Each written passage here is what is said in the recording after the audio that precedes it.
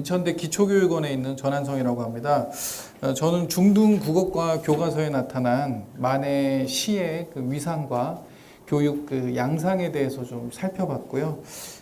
우리 교과서에 2011 교육과정 15 교육과정에 근간한 국어 및 문학 교과서에서 그 만해 시의 위상이 어떻게 되는지, 그리고 어떻게 교육되고 있는지를 좀 살펴봤어요. 제일 먼저 말씀드릴 것은 그 만해 시의 위상과 교육 양상을 살펴보기 전에 그 문학 교육의 문학 작품과 그다음에 문학 교육의 이념이 문학 작품의 고유성에 대한 이해가 문학 교육의 이념하고 조금 접점을 잘 못 찾아요. 실제 현실은. 그래서 문학 교육 과정이 구한되면서 교육 과정이 설계되면서 1학년부터 이제 12학년까지 학생들의 학습자 발달을 고려하는데 텍스트의 위계를 반영을 못해요. 교육 과정이.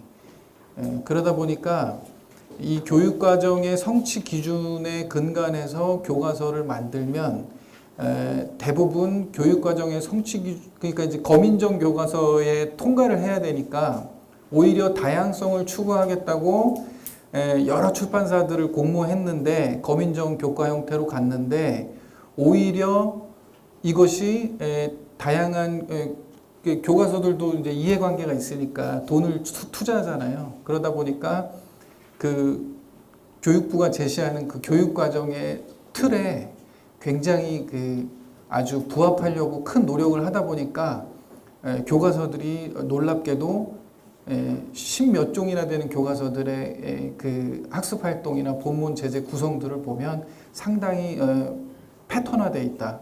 천편일률적이다. 이런 말씀을 드릴 수가 있어요. 그래서 교육과정 성취 기준에 거의 1대1로 학습 목표가 구성되기 때문에 이 문학 작품이 갖고 있는 고유성이 반영이 잘 안 돼요. 이것은 만해 시뿐만 아니라 다양한 시인들, 소설가들 작품도 역시 마찬가지인데 특히 이런 그 쟁점적인 문인들, 만해를 비롯해서 만해 스님을 비롯해서 뭐 이효석 같은 경우, 이효석도 이제 자연주의 작가로 볼 거냐 아니면 이제 리얼리즘 작가로 볼 거냐 이런 문제들 가지고 많이 얘기가 되죠. 최서해 같은 경우도 마찬가지죠. 문단에서 최서해도 이 그 사실의 경험의 기록 문학이거든요. 사실은. 근데 그냥 기계적으로 카프 문학에다 집어넣잖아요.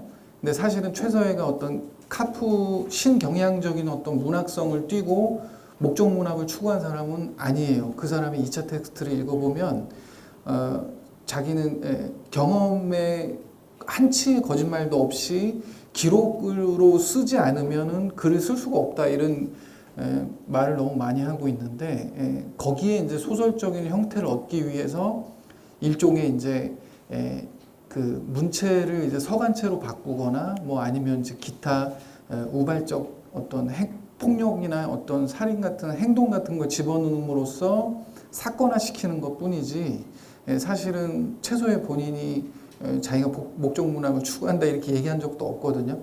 근데 이런 부분들이 이제 문제가 되는 거예요. 교과서에서. 백석도 마찬가지고 오장환도 마찬가지고 이태준도 마찬가지예요. 이태준도 쟁점적인 부분들이 많죠. 그 문학 세계가 가지고 있는 부분들이 그 이제 이러한 문제들을 어떻게 그러면은 이 교육 과정이 반영할 것인가가 이제 제일 큰 문제점인 거예요.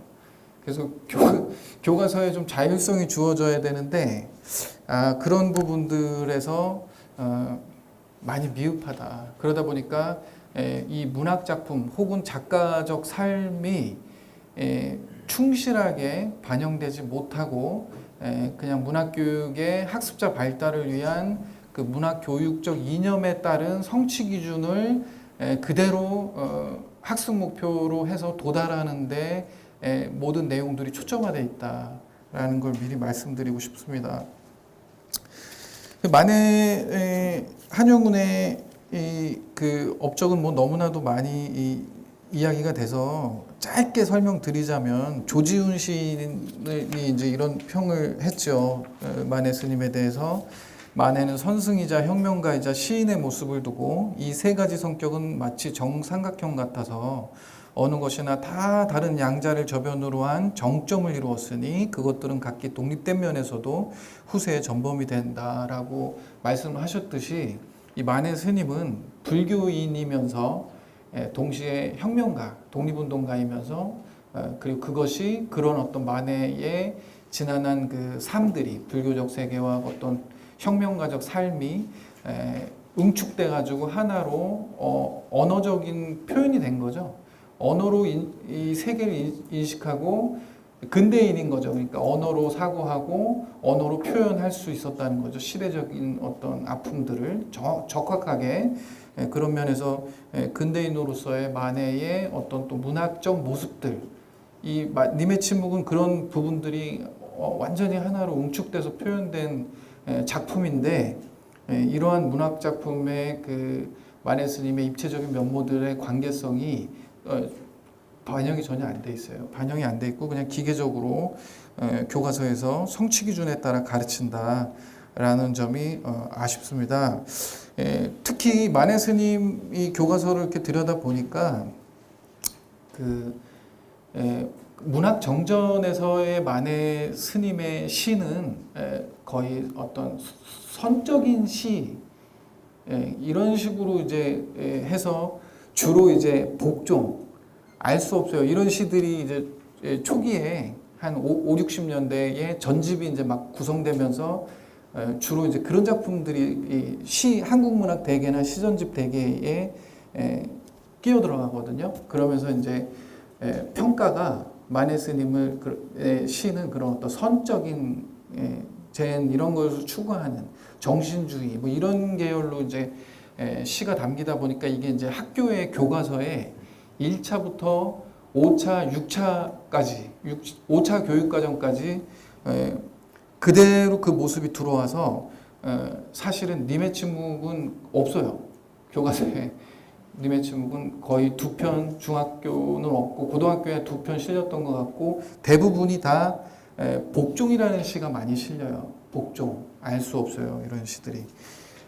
그러다가 6차 교육과정 이후에 와서 이제 비로소 그 님의 침묵이 본격적으로 들어와서 작품이 늘어나기 시작해요. 왜 님의 침묵이 그러면 갑자기 들어왔을까? 이 부분도 연구가 돼야 돼요. 그러니까 사실은 우리 교육계의 교과서 정전이랑 우리 사회의 그런 그 출판사의 문학 대계 같은 것들하고도 대계에 들어가는 그 정전 구성이랑 무슨 관계가 있는지도 살펴볼 필요가 있어요. 그래서 님의 침묵은 그 이후에 이제 본격화돼서 들어오기 시작합니다. 그래서 이제 중등 국어과 교과서에 나타난 그 만해 시의 위상을 찾아보기 위해서 그 만해 시의 제재 수록 양상들을 좀 살펴봤거든요. 그랬더니 중학교에서는 이 2012 교육과정에선 중학교 국어 교과서의 총 14종인데 거기서 무려 11종에 걸쳐서 만해 스님의 시가 들어있는데 재밌게도 나룻배와 행인이라는 그 시가 무려 11종 중에 무려 9종에 실려 있어요. 그러니까 중학교는 거의 다 나룻배와 행인만 배우는 거예요. 이것은 2015 교육과정도 마찬가지예요. 2015 교육과정에 가면 그러나 아쉽게도 이 11종에 걸쳐 실려있던 만해 스님의 시들이 확 줄어들어요.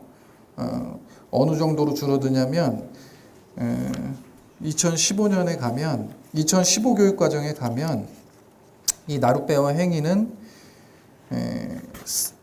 몇 종 안 돼요. 4종 정도 됩니다. 4종. 4종 더 되나? 하나, 둘. 제가 여기서 좀 적어놨는데 좀 못 찾겠는데 나룻배와 행인이 몇 종 안 들어오게 돼요. 그래서 그러나 이제 중요한 건 그 2011때 나룻배와 행인이 총 11종의 중 9종이 실려 있고 그 외에 사랑하는 까닭, 그 다음에 님의 침묵, 복종이 이렇게 다양하게 실려 있던 것이 2015 교육과정을 근간으로 한 지금 현재 쓰는 교과서에서는 확 줄어들면서 나룻배와 행인만 수록되게 돼요. 다른 작품들이 다 사라집니다. 중학교에서. 그리고 이 나룻배와 행인을 어떻게 가르치는가 이제 조금 이따가 설명을 드리겠지만 이 수록된 작품들의 교과서의 학습 목표를 보니까 어떤 방식으로 가르쳐라 라고 되어 있는 것들을 보니까 크게 두 가지 특성이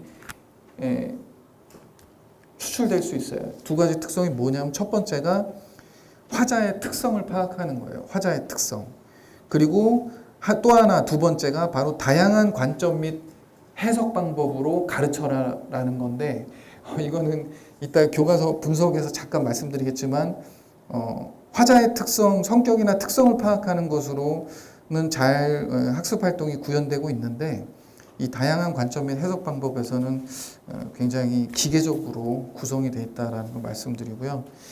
아무튼 이 만해시가 이제 문학적 위상을만 놓고 본다면 줄어든 거죠. 물론 이제 2015 교육과정에서는 2011 교육과정의 그 과업이 수행과업 과제들이 너무 많아서 대폭 줄인다라고 했지만 그럼에도 불구하고 문학 작품이 특히 이 특정 시인들의 작품들이 대거 줄어드는데 그 중에 대표적인 시인이 만해 스님의 시입니다. 그래서 이 좀 아쉬운 감이 있지만 그럼에도 불구하고 오히려 이 만해 시인의 문학적인 어떤 위상은 줄지만 반면에 이 시인의 삶을 조명하는 면에서는 좀 다양화된 측면을 보여줍니다. 그게 어떤 면이냐면 그 전엔 보이지 않았지만 한용운 연보가 이제 본문에 그 학습 활동의 재료로 나와요. 제재로 그 한용운 연보가. 그 다음에 기고문 하나가 들어와요. 기고문이 하나가. 남북한 어휘 이질화에 대한 단상이라는 것이 통일시대 국어에 관심을 가지는 태도를 지닐 수 있다는 학습 목표로 실리게 되는 거예요. 만해 스님의 기고문이.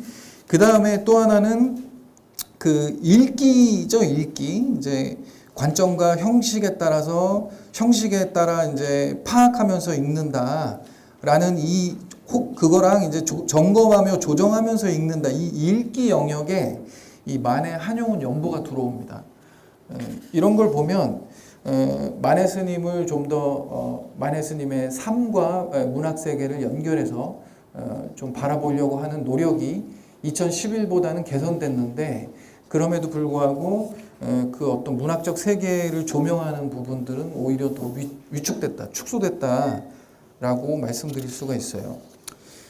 고등학교로 가서 제재 양상을 보면 2011년에 고등학교의 문학 과목에 나와 있는 만해 스님의 대표적인 시가 바로 중학교에서는 복종이었는데 나룻배와 행인이었는데 이 고등학교 문학 교과서에서는 님의 침묵이 이제 본격화돼서 실리기 시작해요. 그 이 텍스트의 변환 과정도 살펴볼 필요가 있어요. 왜 그 전에는 복종이나 알 수 없어요 같은 작품들이 실리다가 갑자기 어느 계기로 님의 침묵이 이렇게 들어와서 실리는지 알 수 없어요는 뭐 여전히 실리고 있고요. 다양하게 군말, 사랑의 측량, 이별, 해당화 이런 비교적 다양한 작품들이 소개되고 있어서 고무적이다라고 볼 수 있습니다. 반면에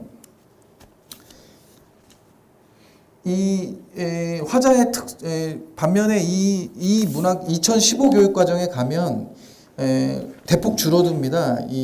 이런 내용들이 대폭 줄어들어서 주로 이제 님의 침묵, 사랑하는 까닭, 수의 비밀 이렇게 세 편만 실리게 돼요. 15년 문학 교과서에서는. 그러면서 작품의 다양성이 조금 위축되게 되죠. 그리고 이 작품들 중에서 특히 2015 교육과정에서 이 문학사적인 관점에서 만해 스님의 작품을 많이 바라보게 되거든요. 그러면서 무슨 작품을 여기다 집어넣냐면 이 문학사적인 관점에서 이 나룻배와 행인 같은 거 중학교에, 그 다음에 뭐 고등학교 과정에서는 매체랑 연결시켜서 알 수 없어요. 이런 것들이 이제 들어오는데, 사실은 이 문학사적인 관점에서 이런 작품을 파악하기보다 이런 작품은 이 타자에 대한 사랑의 내러티브를 중점으로 한다 하는 연구들이 많이 있거든요. 근데 이런 기존의 만의 시 텍스트를 바라보는 어떤 평가들이 전혀는 아니지만 반영이 잘 안 되고, 오히려 문학 교육의 어떤 관점에서 이 문학사의 이 부분을 집어넣어서 가르치고 있다. 그러니까 이게 작품을 오롯이 이해하기는 어렵죠. 다양한 해석 방법으로 문학 작품을 이해하겠다라고 하고 문학사적인 관점에서만 만해의 텍스트를 이해하려고 하거든요. 학습 활동들이. 그러면 이제 그런 부분들도 사실은 취지와 어긋난다라고 말씀을 드릴 수가 있겠습니다. 본격적으로 이제 교과서의 그 학습 활동의 내용들을 좀 살펴보면, 크게 이제 학습 활동의 본문으로 들어가기 전에 사전의 활동이 있고, 그 다음에 이제 본문 활동이 있고, 심화되는 활동들이 있는데, 이 사전 활동들을 보면 이 교과서 2015로 교과서에서 분석한 것을 말씀드리기가 어렵습니다. 본문에 실린 게 없어요. 실제로 2015부터 만해 스님의 시들이 본문 메인으로 나오고 그것이 학습 활동으로 구성되지 않고, 다른 본문이 있고 그 다른 본문 텍스트를 이해하기 위한 보조 텍스트로 학습 활동에 나와요. 그러니까 위상이 엄청 줄어드는 거죠. 그리고 이 교과서에 그래서 본문이 나왔던 2011 교육과정을 기준으로 해서 살펴보면, 이 들어가기 전에 이 만해의 시세계를 이해하기 위해서 사전 활동을 하는 게 있어요. 감상 활동을. 그런데 이 감상 활동들을 보면 재밌게도 대부분 이런 거죠. 나룻배와 행인을 감상하기 위해서 사전 활동을 어떤 활동들을 하냐면 아이와 나무의 입장이 되어 말풍선을 채워보는 거예요. 아이와 나무의 입장이 돼서 말풍선을 채워보는 거. 이게 무슨 관련이 있을까요? 이게 의도적인 거죠. 그러니까 이게 학습 목표가 화자의 정서, 그 다음에 화자와의 대화, 이거 이해하는 게 목표거든요. 그러다 보니까 만해 시하고 상관이 없어요. 이거 감상하기 전에 활동들이. 이런 방식으로 나와요. 아니면 나룻배와 행인을 잘 이해시키겠다고 사전 활동에 아예 대놓고 이런 활동이 나오기도 해요. 어떤 활동이냐면, 누군가를 혼자 좋아했던 경험을 떠올리며 그때의 심정을 말해보자. 뭐 이런 거. 누군가를 좋아했던 경험을 떠올리면서 그때의 심정을 말해보는 그 활동, 나룻배와 행인의 그 관계가 특히 이런 어떤 그 희생의 의미에 초점을 둔 사전 활동들로 이렇게 구성이 되는 경우가 많이 나오는데, 이거는 자칫하면 감상하기도 전에 이 활동을 통해서 이 시는 인내구나, 인내가 주제구나, 아니면 뭐 희생이 주제구나, 사전에 머릿속에다가 받고 시작하는 거예요. 이렇게 사전 활동을. 사실은 굉장히 위험해요. 사전 활동이. 다양한 해석적 접근을 하겠다고 그래 놓고 사전 활동에서 만해 텍스트에 대한 이해를 지나치게 좁혀놓고 시작을 하면 어떻게 될까요? 예. 창의적 감상이 어렵겠죠. 그리고 아예 이제 동떨어진 경우도 있죠. 아까 말씀드렸다시피 동떨어진 경우 대표적인 게 이제 고등학교 문학교과서에 이런 게 나와요. 사전 활동으로 님의 침묵을 이해하는데, 사전 활동으로 지학사의 문학교과서에 비너스 탄생 그림이 하나 뚝뚝 하고 나와요. 제시돼요. 그래 놓고 이렇게 얘기해요. 다음 그림은 이탈리아의 화가가 그린 비너스의 탄생이다. 서양 작가가 그린 작품인데도 우리가 아름다움을 느낄 수 있는 이유에 대해 생각해 보자. 이 만해 텍스트 님의 침묵에서 아름다움을 느끼는 활동이거든요. 그래서 사전 활동으로 비너스의 탄생을 갖다 놓고 우리가 아름다움을 느낄 수 있는 이유를 말해보래요. 이런 식으로 너무 또 이렇게 친연성이 떨어지는 사전 활동들을 구상해 놓고 있습니다. 그 다음에 이제 본문으로 들어가 보면 본문에서 이제 핵심적인 5분 안에 끝내겠습니다. 자, 본문의 학습 활동들의 경향성을 쭉 추려보니까 대부분 나룻배어 행인 중학교에서는 나룻배어 행인의 관계를 파악하는 활동, 시인의 입장과 시대 상황을 고려해가지고 다양한 해석을 유도하는 활동, 그 다음에 시의 화자를 바꿔보는 활동, 다른 대상에 빗대어서 한 편의 모방시를 써보는 활동, 다양한 방법으로 해석해보는 활동, 이렇게 유형화해 볼 수 있는데 실제로 작품을 들여다보면 거의 대부분이 화자의 성격과 그것이 갖는 작품에 미치는 효과를 파악하는 데만 집중돼 있어요. 그러니까 제대로 구현이 안 되고 있다라는 거죠. 님의 침묵도 그런 면에서 마찬가지예요. 고등학교에 실린 님의 침묵을 보면 대부분이 시의 행을 나누고 각각의 중심 내용을 파악하는 활동, 그 다음에 화자의 정서 또는 태도를 파악하는 활동, 그리고 작품에 나타나는 표현 방법을 이해하는 활동, 님의 의미를 파악하는 활동, 그 다음에 문학의 보편성과 특수성에 주목해서 님의 침묵이 주는 감동에 대한 이유를 밝히는 활동, 이렇게 돼 있는데 사실 이 님의 침묵은 그 뭐라고 할까요? 그 님이라는 것에 대한 우리의 그 정서의 설렘은 과거 전통에서부터 이렇게 쭉 내려왔죠. 그런데 이 한국 근대 시정신의 전통을 잇는 하나의 어떤 그 시적 화소로서 님을 이 현대시에 들여왔다, 최초로 들여온 분이라고 해도 과언이 아닌데, 그런데도 또 이 님이라는 것이 갖는 이 시 속에서 의미들이 너무 다양하거든요. 그리고 특히 나룻배어 행인이 중학교에 실려 있는데 나룻배어 행인은 굉장히 독특한 작품이에요. 잘 생각해 보세요. 그 나룻배어 행인 여러분 다 아시잖아요. 거기서 나오는 나룻배, 그 다음에 행인이 그 나룻배를 타고 막 나룻배 짓밟고 건너는데 돌아오지도 않죠. 거의 굉장히 그 마초적이거든요. 님이 그 행인이 님이잖아요. 나룻배는 나고. 근데 나는 희생하는데 나의 희생을 막 당연하게 받아들여요, 님이. 그리고 너무 무심하고.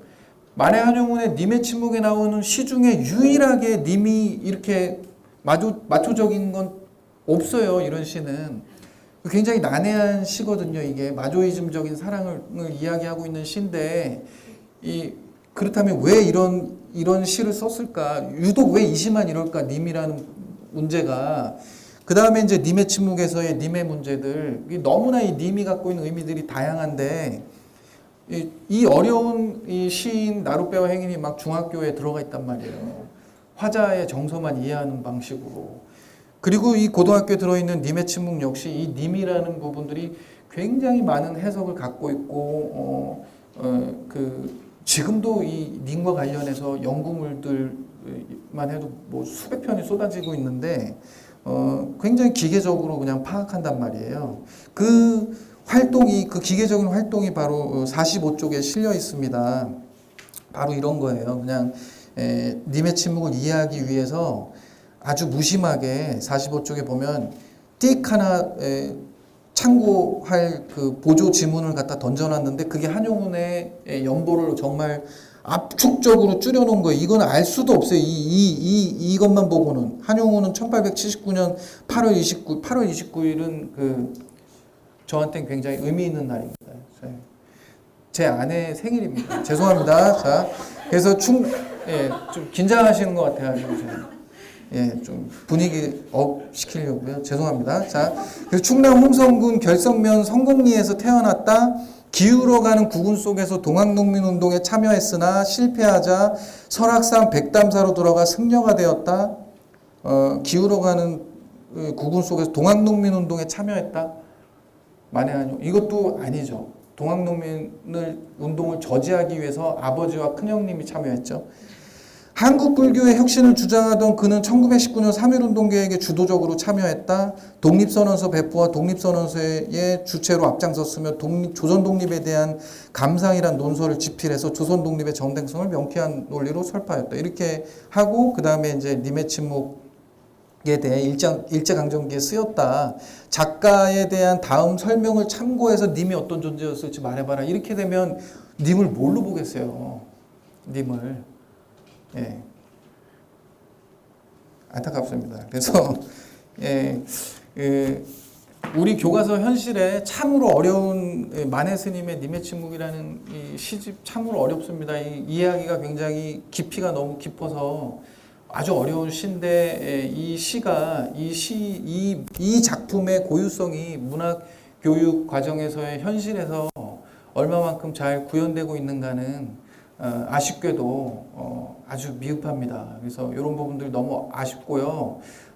다음 차후 교육 과정에서는 이런 만해 스님뿐만 아니라 이런 쟁점적인 작가들의 1차 문학 연구, 그 다음에 그 2차 텍스트들 이런 것들이 적극적으로 들어와서 수용자, 학습자가 종합적으로 판단할 수 있는 학습 활동들을 좀 제공해 줄 필요가 있다라고 정리를 해볼 수가 있겠습니다. 이상입니다. 감사합니다.